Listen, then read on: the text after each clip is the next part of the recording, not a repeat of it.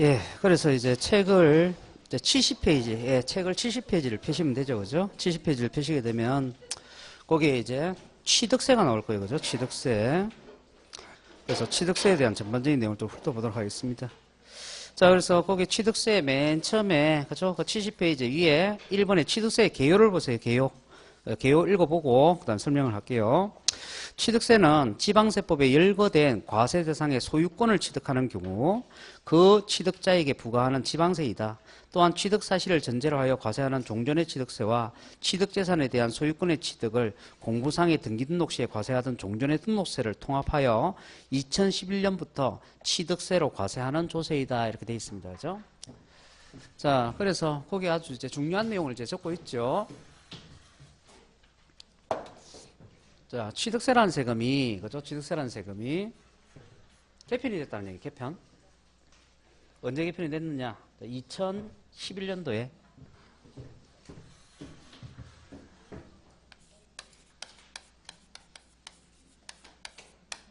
자, 그래서 세법이 개정되기 전하고, 그 다음에 개정되고 난 이후,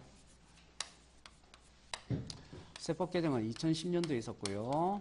그래서 실제 이제 적용되기는 2011년부터 이제 적용이 됐다는 얘기죠. 자, 그리고 2011년부터 적용되는 그 세법의 체계가 이제 연결이 되어 오고 있다는 얘기입니다.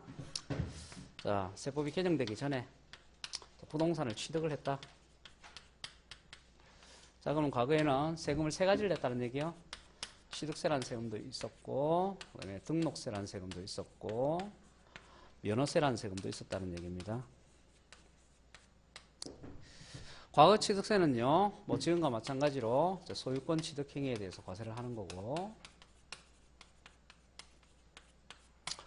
과거 등록세는 이제 지금의 등록면허세처럼 등기등록 행위에 대해서 세금 부과하던 거고, 그 다음에 과거의 면허세라는 것은 각종 면허, 허가, 인가행위 등에 대해서 세금 부과하던 것이 면허세죠. 자, 그리고요, 이 과거의 등록세라는 세금은 이 등기등록 행위가 크게 두 가지로 나눠진다는 거죠. 즉 소유권 등기 행위하고 소유권 외의 권리에 대한 등기 행위 이렇게 나눠져 있었다는 거죠. 자, 그래서 과거의 등록세는 소유권 등기에 대한 등기등록에 대해서도 과세를 한 거고, 소유권 외의 권리, 가령 예를 들어서 지상권이나 전세권이나 저당권과 같이 소유권 외의 권리에 대한 등기등록 행위에 대해서도 역시 등록세라는 세금을 부과했었다 이 말이죠. 그런데 이것이 이제 세법이 이제 개편이 됐다는 거예요. 개편. 개편이 돼가지고 요 소유권 등기에 대한 등록세하고 취득세 있죠? 예, 요 두 개가 통합이 돼요. 통합이 돼갖고 현행 이제 취득세가 되는 것이고, 그 대신에 소유권 외의 등기에 대한 등록세하고 면허세 이 두 개가 통합이 되어서 지금 현행 등록 면허세가 되는 겁니다. 그래서 과거의 세금이 이제 세 가지던 것이 이제 두 개로 통합이 되었다 이 말이죠. 그래서 두 개로 통합이 되었지만, 그죠? 세금은 줄었다 줄지 않았다. 예, 줄지 않았다. 그죠? 법만 그냥 통합을 시켜 놓은 거예요, 그죠? 예, 세금은 이제 줄지 않은 거예요. 옛날에 거둔 거 똑같이 거둡니다. 다만 지금 취득세와 과거의 소유권 등기에 대한 등록세는 소유권이랑 공통점이 있죠. 그래서 소유권이랑 공통점이 있으니까 법률 규정을 두 개를 뒤섞어 가지고 같이 규정을 해놓는단 말이에요. 그런데 문제는 소유권 외의 등기에 대한 등록세하고 이 면허세하고는 공통점이 하나도 없어요. 그러니까 공통점이 하나도 없기 때문에 두 개의 규정을 뒤섞어서 규정할 수가 없어요. 그래서 법에 두 개를 갈라놨단 말이에요. 과거에 소유권 외의 등기에 대한 등록세는요, 등록에 대한 등록 면허세다 이렇게 규정을 해놓고요. 등록에 대한 등록 면허세라고 이렇게 규정을 해놨고, 그 다음에 과거에 면허세 있잖아요. 면허세는 면허에 대한 등록 면허세다 이렇게 규정을 해놨습니다. 그런데 면허에 대한 등록 면허세는 시험 범위에 포함이 안 돼 있어요. 왜? 과거의 면허세가 시험 범위에 포함이 안 돼 있기 때문에. 그래서 지금의 시험 범위는 오직 과거의 소유권 외의 등기에 대한 등록세 있죠. 요것만 시험 범위에 포함이 돼 있단 말이에요. 자, 그래서 여러분이 등록 면허세 하면 항상 등록에 대한 등록 면허세를 기억하시면 되는 거고, 그리고 이 등록에 대한 등록 면허세라는 것은, 그죠? 과거 소유권 외 등기에 대한 등기 행위에 대해서 과세하던 거다. 그죠? 이렇게 이제 생각하시면 되는 겁니다. 그 대신에 과거 소유권 취득 행위와 과거 소유권 등기 행위를 결합을 시켜서 현행에 취득세를 거둔다. 자, 그렇기 때문에 우리가 세율 같은 경우에도 매매했다. 그죠? 부동산을 매매했다 그러면 과거 취득세 2%였고 과거 등록세가 2%였단 말이에요. 그래서 이 두 개를 통합시켰으니까 지금 취득세는 몇 프로 한다고요? 4%를 한다고. 자, 이런 식으로 해서 지금의 현행의 취득세에 대한 규정들은 전부 다 과거 취득세와 등록세의 규정이 통합이 되어 있는 거니까, 그죠? 요거를 꼭, 그죠? 머릿속에 개념적으로 꼭 기억을 해 두셔야 된다, 이 말이에요. 그죠? 그래 놓고 나중에 취득세에 대한 규정들이 나오면 그것을 거기다가 끼워 맞춰가지고, 그죠? 내용을 이제 이해를 하게 되는 겁니다. 자, 그러면요. 요게 이제 취득세에 대한 기본적인 내용이고, 자, 그 다음에 이제 70페이지 보시게 되면, 거기에 이제 취득세의 특징 나옵니다. 취득세의 특징. 그런데 70페이지 나와 있는 취득세의 특징은 우리가 소세총론에서 다 공부를 했단 말이죠. 그래서 그 내용을 여기서 이제 확인을 하는 거예요. 확인했던 공부를. 자, 거기에 취득세의 특징 동그라미 1번 보시면 동그라미 1번에 뭐라고 나오느냐? 납세무 성립식이 나와요. 성립식이. 그래서 우리가 아까 공부했어요. 취득세는 납세무 언제 성립합니까? 취득하는 때, 과세 물건을 취득하는 때 그 얘기 했고요. 그다음에 동그라미 2번에 보시게 되면 그 첫 번째 줄에 그 색깔질 한번 보시면 물건의 소재지를 관할하는 이렇게 나와 있죠. 자, 그래서 납세지는 뭐로 한다? 물건의 소재지로 한다. 왜요? 물세니까. 그죠? 자, 그 다음에요. 과세관청은요. 그 두 번째 줄에 특광도 나오죠. 그 다음에 동그라미 3번에 세금 결정은 누가 하느냐 이 말이죠. 세금 결정 누가 해요? 납세무자가 스스로 신고해서 결정하죠. 그걸 신고주의라고 얘기했습니다. 아까. 그 다음에 동그라미 4번에 대상은 어떻게 되느냐? 행위를 대상으로 하는 세금. 그죠? 그 중에서도 유통세라고 했어요. 유통세. 그 다음에 동그라미 5번에 그죠? 대상이 뭐예요? 행위를 대상으로 하는 세금이니까 행위세다 하고 또 설명하고 있는 거고요. 그 다음에 동그라미 6번에 과세표준은 어떻게 표시하느냐 이러니까 물건의 가액을 과세표준으로 표시하니까 종가세예요. 종가세. 그 다음에 종가세가 나오면 세율은 항상 퍼센트로 표시가 되는 정률세가 나오는 거죠. 그리고 물세니까 정률세 중에서도 뭐라고요? 비례세라고. 비례세. 그죠? 비례세인데 그죠? 그 세율이 하나만 있는 게 아니고 여러 개가 나오죠. 그래서 차등 비례세율도 이렇게 표현하고 있는 거예요. 그 다음에 동그라미 7번에 취득세는 납세무자의 인적사항을 고려하지 않는다. 즉 세금 부담 능력을 고려하지 않는다는 얘기예요. 그래서 인세가 아니고 뭐란 얘기예요? 물세라는 얘기예요. 그 다음에 동그라미 8번에 응능세라고 되어 있죠. 자, 아까 재산이나 소득에 대해서 과세하는 것은 응익세라고 했고 행위에 대해서 과세하는 것은 응능세라고 했습니다. 그 얘기고요. 그 다음에 동그라미 9번에 취득세는 면세점 제도가 있다. 요건 이제 뒤에 나옵니다. 또 그때 보도록 하죠. 참고삼아 말씀드리면 면세점이라는 것은 과세 표준이 일정 금액에 미달할 때 세금 안 내는 것을 세금 부과하지 않는 걸 면세점이라 합니다. 그래서 요거 뒤에 나옵니다. 그 다음에 동그라미 10번에 공부상 현황하고 사실상 현황이 다를 때 그때는 사실상 현황에 따라서 과세를 합니다. 그래서 이걸 우리가 실질 과세의 원칙이다 이렇게 얘기하고 또는 현황 부과의 원칙 이렇게 얘기합니다. 현재 이용하고 있는 상태에 따라서 과세한다. 그러니까 공부상에는 주택으로 돼 있는데 실질적으로는 상가로 이용하고 있다 이 말이죠. 그러면 내가 그걸 취득했다 했을 때 그죠? 주택을 취득한 거예요? 상가를 취득한 거예요? 상가를 취득한 걸 본다 이 말이에요. 공부상의 용도는 의미가 없다 이 말이에요. 실제 이용하는 용도에 따라서 과세를 한다고 아시겠죠? 예, 그걸 우리가 실질과세라 얘기하는 거고 그 다음에요. 현황부가 현재 이용하고 있는 상태 그대로 과세를 한다 그 얘기입니다. 자, 그래서 이러한 특징들이 있다 보시면 되고 한 장 넘기시고요. 과세 대상 나옵니다. 과세 대상.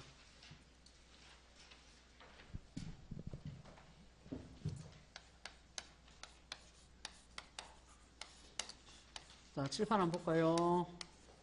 자, 취득세 과세상 뭐라고 적으면 됩니까? 소유권 취득행위.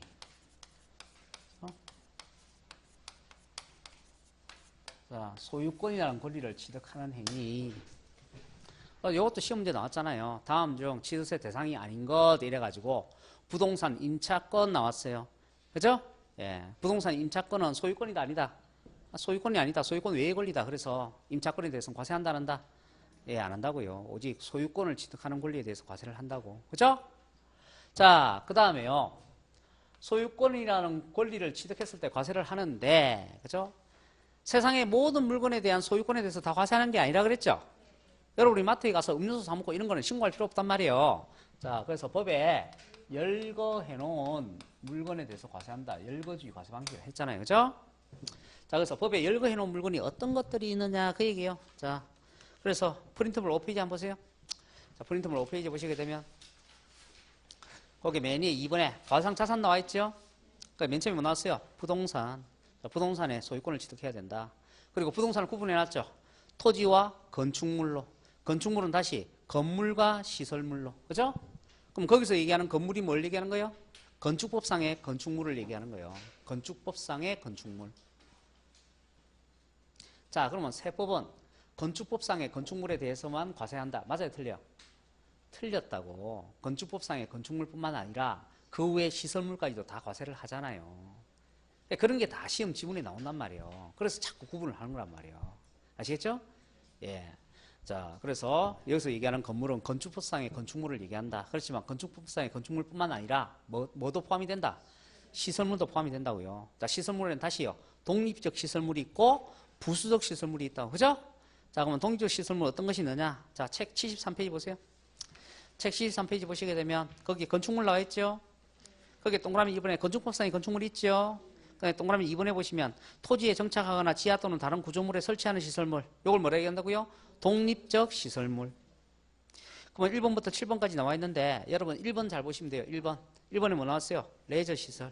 레저 시설의 종류에는 수영장, 스케이트장, 골프 연습장. 일단 그 세 가지 봐주십시오. 수영장, 스케이트장, 골프 연습장. 그리고 골프 연습장 중에는 그죠? 그 밑에 줄에 나와 있죠? 골프 연습장 업으로 신고된 20타석 이상의 골프 연습장만 포함한다. 그죠? 해당한다. 그죠? 자, 그래서 요게 시험 문제 나왔다고요. 그죠? 그냥 골프 연습장이 아니고 뭐요? 신고된 20타석 이상의 골프 연습장. 그래서 요거는 독립적 시설물로서 취득세도 과세가 되고 역시 재산세도 과세가 됩니다. 예, 그래서 독립적 시설물 그 중에 수영장, 스케이트장, 골프 연습장. 골프 연습장은 신고된 20타석 이상의 골프 연습장이다. 꼭 기억을 하시고. 자, 그 다음에 부수되는 시설물이란 게 뭐냐? 한 장 넘겨보시죠. 74페이지 보시게 되면 동그라미 3번에 건축물에 딸린 시설물 나와 있죠? 예, 요게 부수되는 시설물이에요. 그래서 대표적인 예가 거기에 1번하고 5번 나와 있죠? 승강기, 네, 부착된 금고. 부착된 금고라는 것은 그죠? 붙였다 뗐다 하는 금고를 얘기하는 것이 아니라 은행에서 건물의 일부를 금고로 이용하는 거 있죠? 그걸 갖다 우리는 부착된 금고 이렇게 얘기하는 거예요. 그죠? 자, 그리고 이런 승강기나 부착된 금고를 설치하거나 수선하는 것을 우리가 건축물의 개수라고 얘기합니다. 그래서 개수의 개념을 아셔야 된다. 그 얘기입니다. 자, 그래서 81페이지 보시면 되죠.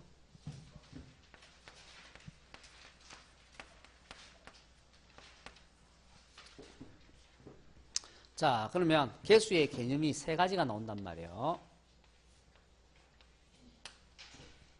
자, 81페이지에 그 동그라미 기억에 건축법에 따른 대수선 나와 있죠. 예, 대수선. 자, 그 대수선이라는 게 뭐냐? 건축물의 기둥복, 내력벽, 주계단 등의 구조나 외부 형태를 수선 변경하거나 증설하는 거 이렇게 돼 있죠. 그래서 뭐 쉽게 표현하면 그죠? 지붕벽 기둥과 같이 그죠? 건물의 주체 구조부를 그죠? 증설하거나 변경하는 것을 그렇죠? 우리는 대수선이라 한다 그 얘기입니다. 자, 그다음에 한 장 넘기시고 동그라미 니은에 나와 있는 거 레저 시설 이렇게 나와 있죠. 여기 뭘 얘기하는 거예요? 독립적 시설물. 그래서 독립적 시설물을 수선하는 거. 자, 그다음에요. 동그라미 디귿에 건축물에 딸린 시설물 나옵니다. 요걸 뭐라고 얘기해요? 부수적 시설물. 부수적 시설물을 설치하거나 한 개 이상 설치하거나 또는 수선하는 거. 자, 그래서 이런 것을 우리가 개수라고 얘기를 한다. 자, 그러면 대수선의 경우에는 요거는 면적 증가가 발생할 수 있는 거예요. 그런데 나머지 두 개는 면적 증가가 발생되지 않는 거예요. 자, 그래서 개수가 면적 증가가 발생하는 개수가 있고 면적 증가가 발생하지 않는 개수가 있다. 그 얘기입니다. 그리고 이 개수의 경우에는 취득세를 과세할 때 과세 표준은 어떻게 하느냐? 과세 표준. 과세 표준은요. 건축물의 증가액이죠. 건축물 가치의 증가액이 발생하면 그 증가액을 과세 표준으로 하는 거예요. 자, 그랬을 때, 그죠? 세율을 적용하는데, 세율을 곱해주는데, 만일 면적 증가가 있는 개수잖아요? 그러면 요거 2.8% 적용한다고요. 요게 어떤 세율이요? 원시 취득에 적용하는 세율이죠? 대신에 면적 증가가 없는 개수일 때는 몇 프로 적용한다고요? 그냥 2% 적용하는 거라고. 자, 그래서 개수의 경우에는 과세 표준을 적용할 때 개수를 해서 건축물 가액의 증가액이 발생하면, 그죠? 그것을 과세 표준으로 삼아서 취득세를 과세를 하는데, 세율을 적용할 때 대수승과 같이 면적 증가가 있는 개수일 때는, 그죠? 원시 취득에 대한 세율을 적용하고 2.8%, 면적 증가가 없는 개수일 때는 그냥 2%를 적용한다고. 그죠? 뒤에 또 나옵니다. 자, 그리고 이런 개수의 경우에는, 그죠? 이런 개수의 경우, 납세 의무자는 누구로 하느냐, 이 말이죠? 자, 그러면 납세 의무자는 누구로 하는 거예요? 건축물의 소유자, 건물주. 그죠? 그리고 이 건물주를 다르게 표현하면 주체 구조부 취득자요.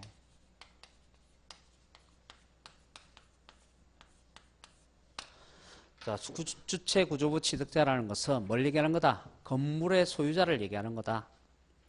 자, 그래서 개수의 납세무자는 건물의 소유자고, 과세 표준은요, 건축물 가액의 증가액으로 하고, 세율은요, 면적 증가 있는 개수는 2.8%, 면적 개수가 없는 면적 증가가 없는 개수는 2%. 기본적으로 이 정도는 알아야 돼요. 이 정도는 알아야 돼요. 개수의 종류 이렇게 세 가지가 있고.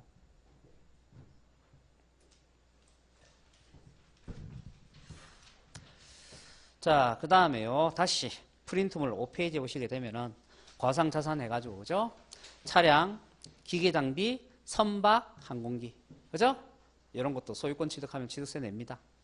자, 그런데 거기에 또 그 옆에 중요한 내용 나와 있죠? 판매를 목적으로 제조조립 건설했을 때, 그죠? 판매를 목적으로 원시 취득했을 때, 현대자동차에서 판매를 하기 위해서 자동차를 생산했을 때, 그때는 취득세를 과세한다, 안 한다? 안 한다.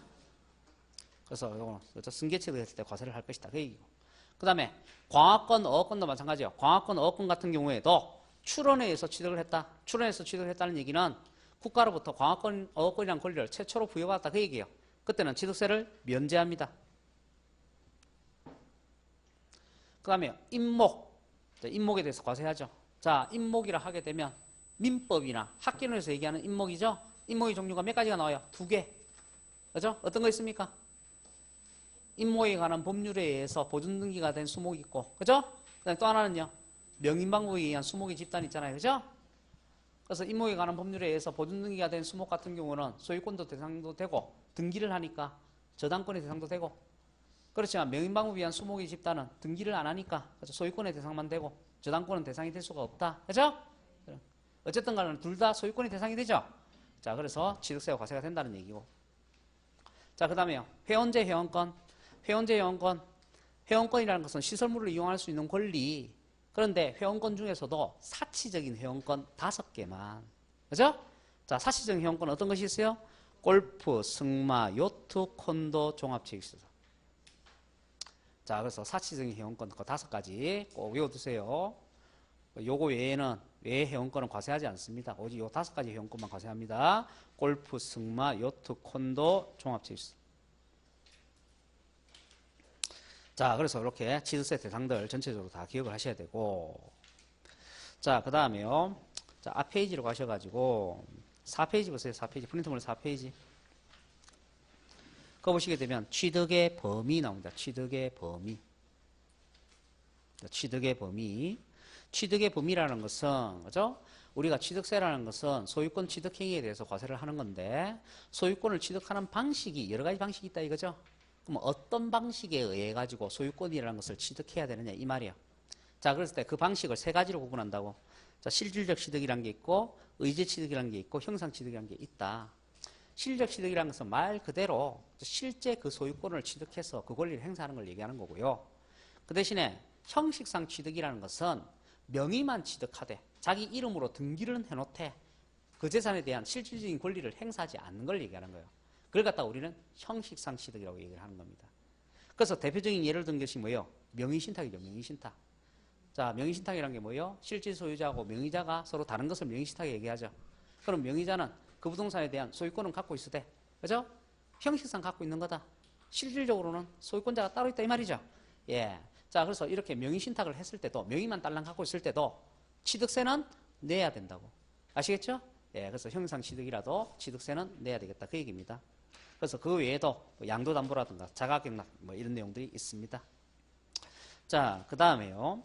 실질적 취득에서 우리가 그걸 다시 승계취득과 원시도 구분하고 있죠?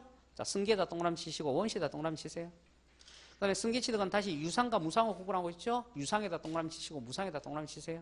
그래서 시험 지문이 나옵니다. 승계든 원시든 유상이든 무상이든 취득세를 다 과세한다. 맞습니까? 맞다는 얘기예요. 그죠?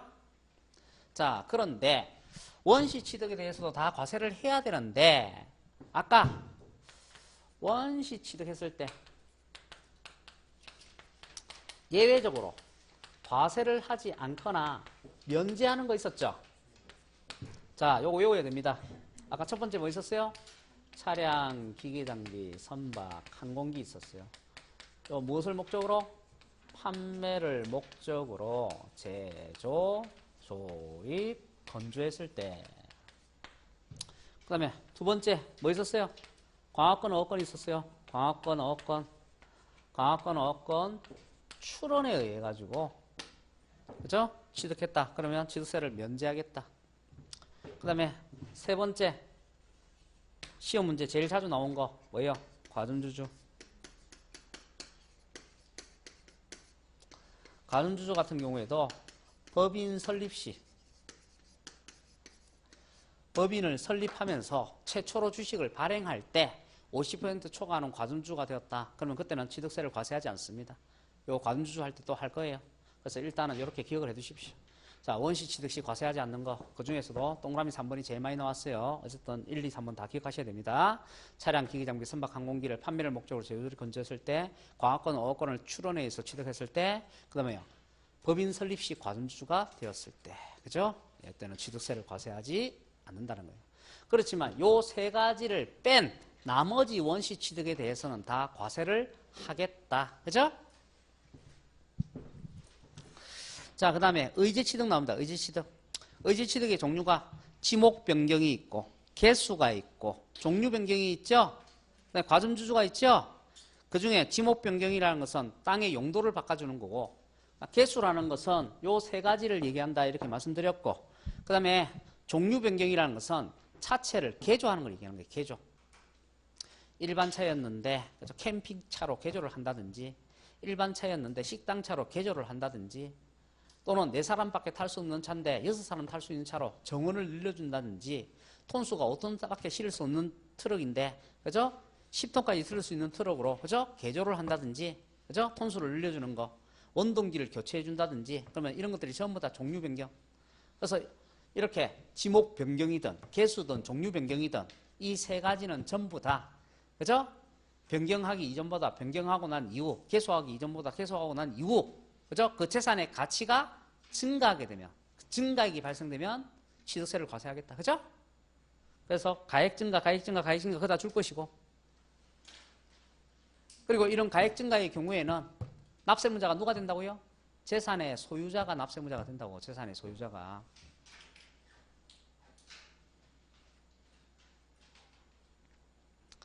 됐죠? 자, 그러면 거기서 과점주주를 볼게요. 자, 과점주주. 자, 그러면 여러분이 이제 과점주주는 어디서 파악하느냐? 87페이지, 책 87페이지 보시게 되면 거기에 과점주주가 된 경우 하고 나와 있을 거예요. 자, 그 대신에 자, 요거를 프린트물에 정리를 해놨어요. 자, 프린트물에 정리해놨습니다. 프린트물 5페이지 보시게 되면 거기에 맨 아래 4번 해서 납세문자 나와있죠. 그죠? 그리고 그 맨 아래 도표에 뭐 나와있어요? 취득세 과점주주 나와있죠. 자, 요건 보세요. 요건 1번 요건 과점주주란 게 뭐냐? 첫 번째, 어떤 법인의 주식을 갖고 있는데 그 법인이 비상장 법인의 주식이 된다고요. 그 다음에 그 주식을 취득을 할 때 취득하는 방식이 승계 취득하거나 증자로 취득을 해야 된다고. 그리고 주식을 몇 프로? 50% 초과하는 주식을 취득하게 되면 우리는 그 주식을 갖고 있는 사람을 뭐라 얘기한다고요? 과점주라고 얘기한다고. 그러면 그 과점주한테 취득세를 과세하겠다는 거죠. 다만 법인 설립 시 과점주가 되었을 때는 과세를 한다 안 한다? 안 해요. 승계 취득을 하거나 증자로 과점주가 돼야 돼요. 아시겠죠? 자, 그러면 이제 칠판을 보십니다.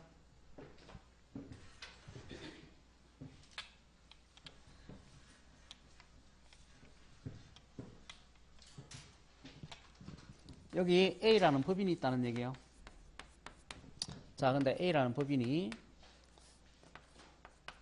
부동산을 취득을 한단 말이죠. 자, 그래서 10억 원짜리 부동산을 취득을 했다. 자, 이 A라는 법인 취득세를 냅니까 안 냅니까? 냅니까 안 냅니까? 당연히 해야죠. 개인도 납세무자가 되고 법인도 납세무자가 된다 그랬잖아요. 자, 취득한 자산은 얼마짜리요? 10억 원짜리. 그래서 10억 원을 과세 표준을 해가지고 여기다 세율을 곱해가지고 취득세를 내야 됩니다. 자, 그런데요, 이 A라는 법인은 비상장 법인이거든요. 그런데 이 비상장 법인의 주식을 갖고 있는 사람이 갑도 있고 을도 있고 병도 있고 그 외에 소액주주들이 있다는 얘기예요. 갑이 갖고 있는 주식의 비율이 40%, 을이 갖고 있는 게 20%, 병이 갖고 있는 게 10%. 갑을병 세 사람은요, 특수관계인이 아닙니다. 자, 전혀 모르는 사람들이고요. 자, 그러면 지금 이런 상태에서는 어느 누구도 이 A라는 법인을 지배하고 있지 않아요. 이 A라는 법인을 사실상 지배하려면 50% 초과하는 지분을 갖고 있어야 됩니다. 그렇게 해야지만, 그죠? 주주총회 때 어떤 안건을 올렸을 때 과반수 이상이 되어서 얼마든지 그 안건을 통과시킬 수가 있고 회사를 사실상 지배할 수가 있다는 얘기입니다. 자, 그래서 지금 상태는 어느 누구도 이제 사실상, 그죠? 회사를 지배하는 사람이 없으니까 전부 다 뭐예요? 일반주주, 일반주주. 그래서 갑도 일반주주고, 을도 일반주주고, 병도 일반주주고. 자, 그런데 이 갑이라는 사람이요, 이제 을의 주식 20%를 매입을 한다고요, 매입. 매입을 한다는 얘기는 승계 취득을 한다는 얘기예요. 그래서 몇 프로를? 20%를. 자, 그러면 이 갑이라는 사람은 60%에 해당되는 주식을 갖게 되죠? 그러면 이제 요건이 다 갖춰진다는 얘기예요. 자, 첫 번째 요건이 아까 비상장법인이 주식해야 되죠? 두 번째 요건은요, 그 주식을 승계 취득하거나 증자로 취득을 해야 되죠? 세 번째 요건은요, 그렇죠, 50% 초과하는 주식을 갖고 있어야 된다고. 그러면 이 갑은 드디어 뭐가 되는 거라고요? 과점주주가 되는 거라고. 세 가지 요건을 다 갖춰서 과점주주가 되었다, 그 얘기죠. 자, 그러면 이 과점주주가 된 갑 있죠?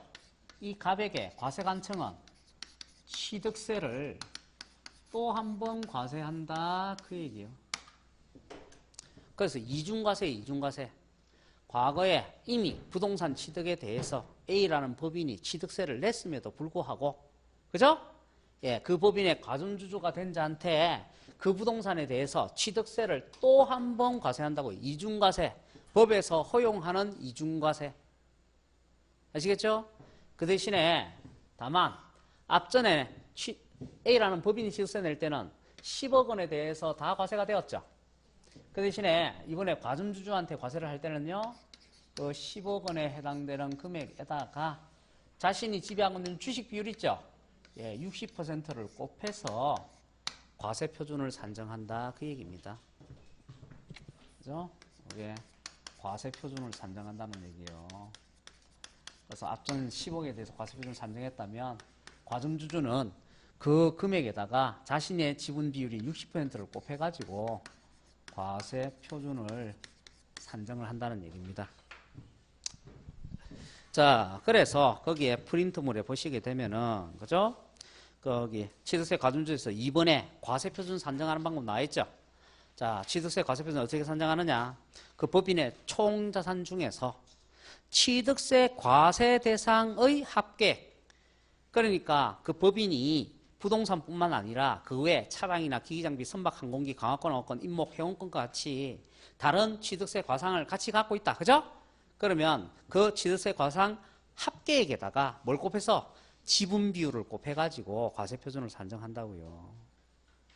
그 다음에 적용하는 세율은 몇 프로라고요? 2%를 적용을 한다고.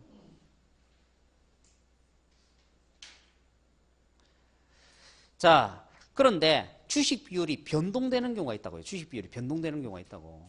주식을 사거나 팔거나 정지하거나 감지하거나 하게 되면 주식 비율이 변동이 된단 말이에요. 그죠?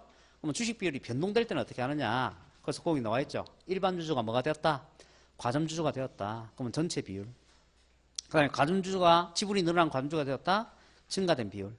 과점주가 일반 주주 됐다가 또다시 과점주가 되었다. 그럼 이전보다 증가된 비율. 그러면 이 지분 비율이 있죠. 이 지분 비율을, 그죠? 과세표준 계산할 때 꼭 해주면 된다 이 말이요. 취득세 과상 합계액에다가, 그죠? 그렇게 해주면 취득세 과세표준이 계산이 되는 거다 그 얘기입니다. 그죠? 자, 그래서 그죠? 여기서 시험 문제 제일 많이 나오는 것이 바로 2번이죠. 과세표준 산정하는 거. 그 중에서도 지분 비율 묻는 거, 이게 시험 문제 제일 많이 나왔다는 거고. 그 다음에 시험 문제 말로써 출제가 될 때는 1번, 그죠? 그 법인 설립 시, 원시 취득 시 과점주가 됐을 때 과세하지 않는다. 그게 이제 시험 문제 역시, 그죠? 말로써 많이 출제를 했다는 거고. 그래서 요 내용 확인하기 위해서 89페이지, 책 89페이지 보시면 된단 말이에요. 거기에 보면 이제 확인학습이 나온다고요. 확인학습. 자, 확인학습 보시게 되면은,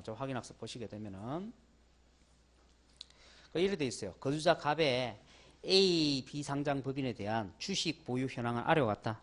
2018년 9월 15일 주식 취득 시 지방세법상 A 법인 보유 부동산에 대한 갑의 취득세 과세표준을 계산하는 경우 취득으로 간주하는 지분 비율은 이렇게 돼 있죠. 그죠?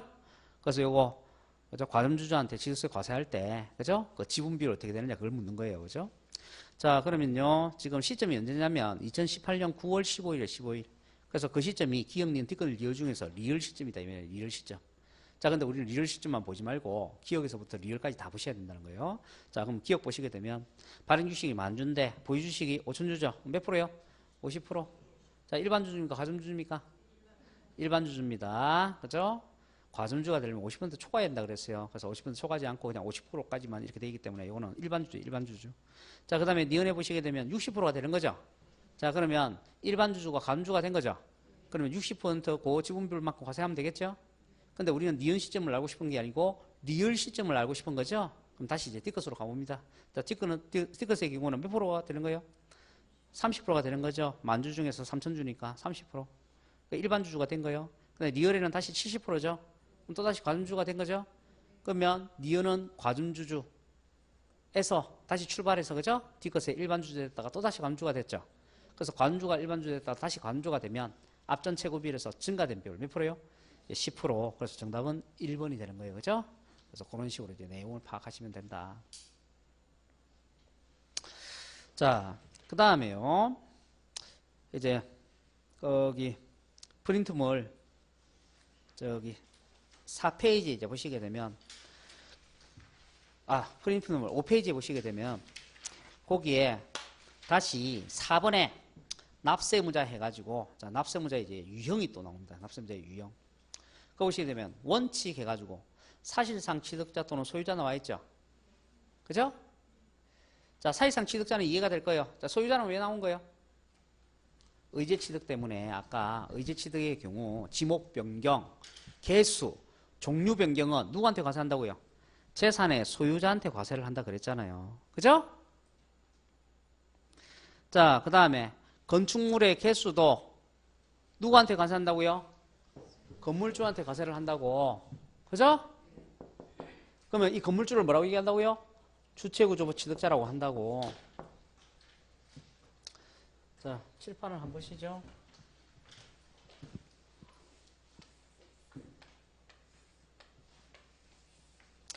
여기에 건물주가 있다고. 건물주가 있는데 이 건물의 은행이 임차인으로서 건물을 사용하기로 했다고요. 자, 그런데 은행은 돈을 보관을 해야 되기 때문에 이 은행의 일부를 금고로 사용하기로 했다고. 금고. 자, 그래서 이렇게 은행에서 이 건물에다가 금고를 설치를 하잖아요. 그러면 요거 부수적 시설물을 설치한 거죠.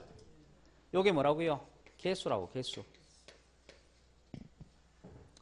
그리고 이 개수의 경우에는 금고를 설치해서 건축물 가치가 증가하면 건축물 가액의 증가액에 대해서 과세를 한다 그랬죠?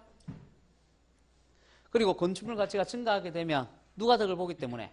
건물주가 덕을 보기 때문에. 그죠? 건물주를 취득세 납세무자로 삼는다고. 그죠? 그리고 이 건물주를 다른 말로 뭐라고 표현한다고요? 주체구조부 취득자라고 설명을 한다고요. 자, 그래서 나중에 읽어보겠지만 결국에는 임차인과 같은 사용자가 즉 주체구조부 취득자의 외자가 가설을 했다 할지도 금고를 설치를 했다 할지라도 아시겠죠? 예, 이 가설자는 납세문자가 된다 안 된다? 안 되고요. 누가 납세문자가 된다고요? 건물주만이 납세문자가 된다고. 그죠? 자, 그럼 요거를 이제 책에서 읽어보겠습니다. 내용을 찾아가지고. 자, 그래서 몇 페이지를 보시느냐? 83페이지를 보시게 되면은 거기에 맨 아래 2번에 주체구조부 취득자 나옵니다. 자, 읽어볼게요. 요 시험 지문에 자주 나오는 거예요. 건축물 중 조작 설비 그 밖에 부대 설비에 속하는 부분으로서. 자, 요거 뭐 얘기하는 거예요? 시설물 얘기하는 거예요. 시설물. 자, 그래서 이런 시설물을 설치하거나 수선한다 이 말이죠. 그러면 그 주체구조부가 하나가 되어 건축물로서 효용가치를 이루는 거. 효용가치를 이룬다는 말은 건축물 가치가 증가한다. 증가액이 발생한다. 그 얘기예요. 그때는 주체구조부 취득자 외자 누굴 얘기하는 거예요? 사용인 또는 임차인. 그죠? 그런 사람이 가설을 한 경우라도 설치한 경우라도 그죠? 주체구조부 취득자가 함께 취득한 걸 본다. 그 얘기는 함께란 말에 속으면 안 된다 그랬죠? 주체구조부 취득자만이 납세문자가 된다. 건물의 소유자만이 납세문자가 된다. 그런데 왜 함께라고 표현해놨느냐? 그건 법률 규정에 그렇게 표현을 그냥 해놓은 거다 이 말이에요. 아시겠죠? 예. 그렇지만 납세문자는 누구만 납세문자가 된다고요? 그렇죠. 건물주만이 납세문자가 된다고요. 가설자하고 함께 납세물을 지는 게 아니에요. 건물주만이 납세물을 지는 겁니다. 자, 그 다음에요. 84페이지에 거기 4번에 보시게 되면 상속이 나와 있죠? 그죠? 상속을 받았다. 그때는요. 상속인 각자가 자기 지분별로 취득세 내면 된다. 그죠? 그 다음에 그 위에 변경 시점의 소유자는요. 지목 변경이나 종류 변경을 했다. 그러면 그죠? 사실상 변경을 했을 때 그 변경 시점에 소유자를 납세무자로 삼겠다. 그죠? 자, 그 다음에요. 그 밑에 5번에 조합은 나옵니다. 조합은. 자, 칠판 보시면 되죠?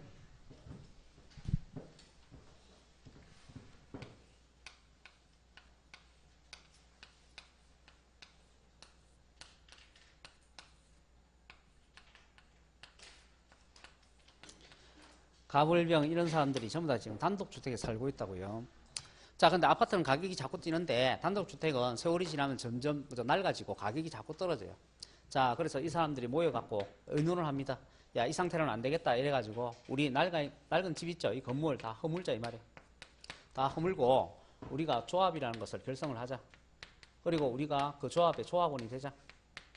그래서 돈을 출자해가지고 그죠? 조합 명의로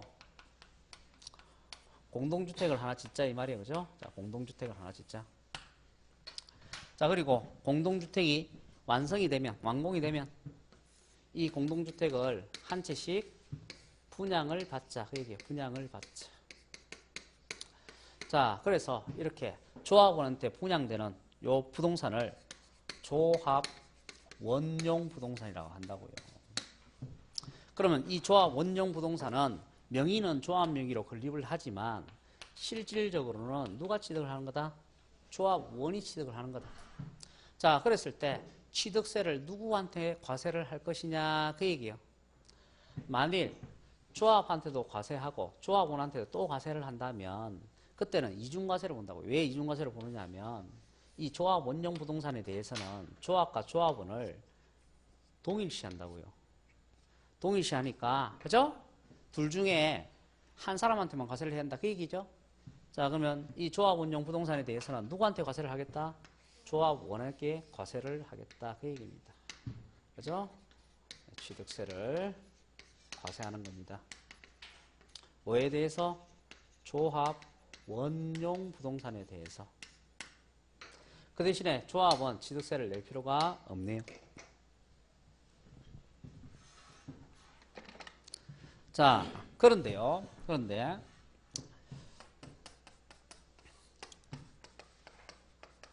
일반인에게 분양되는 부동산.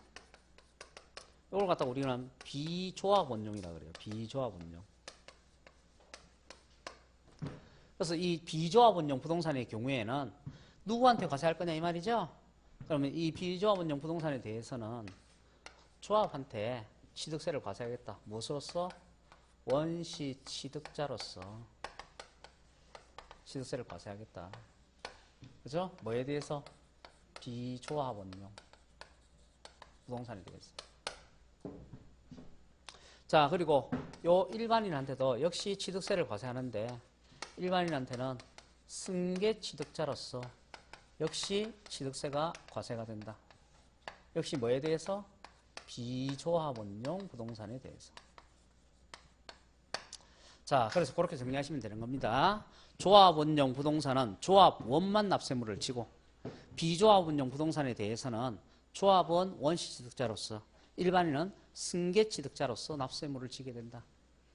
아시겠죠? 예, 그렇게 정리하시면 되는 겁니다. 자, 그랬을 때, 자, 84페이지에 거기에 5번에, 거기에 조합원에 대한 내용에서 색깔칠한 부분 한번 보세요. 건축 신축의 경우, 건물 신축의 경우 특별한 사정이 없는 한 그 자재, 노임 등 소요 비용을 제공한 자가 그 건물을 원시 취득하는 바, 주택조합은 조합원으로부터 각자 부담할 건축 자금을 제공받아서 조합원의 자금으로 건축하는 것이므로 건축 절차의 편의상 조합 명의로 그 건축허와 준공검사를 받았다 해도 이때부터 위 건물의 소유권은 조합원이 원시 취득한 것으로 본다. 그죠? 그래서 조합 원용 부동산은 누구 거다? 조합원 거기 때문에 조합원한테만 과세해주면 된다. 그 얘기입니다. 됐죠? 예, 그렇게 해서 이제 내용을 정리하시면 되는 거고. 그 다음에 85페이지에 보시게 되면은 거기에 9번에 배우자 또는 직계점수로부터 부동산을 취득한 경우 나와 있죠. 자, 배우자 직계점수로부터 부동산을 유상거래했다 그 얘기예요. 그러면 그죠? 과세관청은 배우자 직계점수 간에는 대가의 지급이 없는 걸로 봐서 증여로 추정한다 이 말이에요. 자, 증여로 추정하는데 그죠? 다만 다음 어느 하나에 해당이 될 때는 유상으로 취득한 것으로 보겠대요. 그때는 대가의 지급이 있는 걸로 보겠대요. 그래서 대가의 지급이 있는 경우가 어떤 거냐? 어떤 거요? 공매, 경매, 파산 선고에 의한 처분, 그 다음에요. 부동산을 서로 뭐 했을 때? 교환했을 때. 뭐 그런 내용들 나와 있죠? 그 외에 대가의 지급이 입증되는 경우. 그 다음에 이번에 또 이제 새로 추가가 된 것이 그거죠. 유가증권 처분이 되었을 때요. 어디에서? 주식거래시장에서. 자, 보세요. 우리가 주식거래시장에서 주식을 거래하잖아요. 그죠? 그러면, 자, 남편이요. 남편하고 부인이, 그죠? 자, 남편이 갖고 있는 주식을 부인이 산단 말이에요. 사는데 시간을 딱 맞춘단 말이에요. 자, 우리 12시, 그죠? 오전 12시, 그죠?